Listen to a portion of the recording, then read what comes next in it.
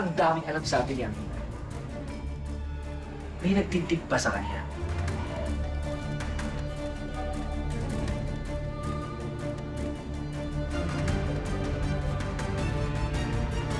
Rapist ka.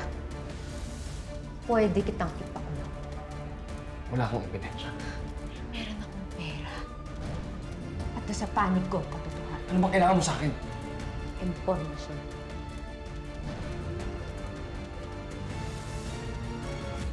Sino naman tangang gagawa nun?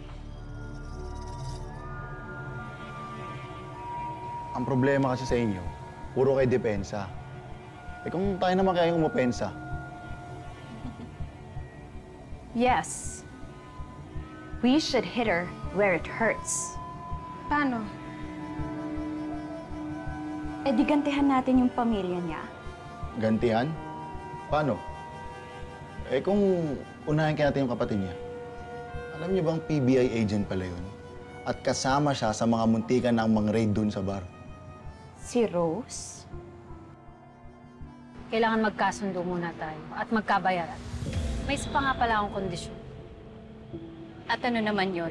Pangako mo sa akin na titigilan mo na yung pamilya ko, lalong-lalo na ang kapatid ko. Fine. Consider it done.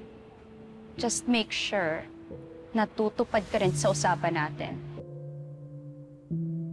Miss Portia, What? Alam mo, minsan na nga lang ako mag-out of the office. Pinupuntahan niyo pa ako. Sorry, ma'am. Rush kasi for your signature po.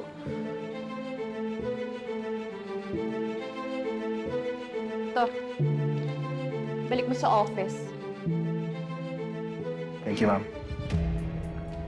Go!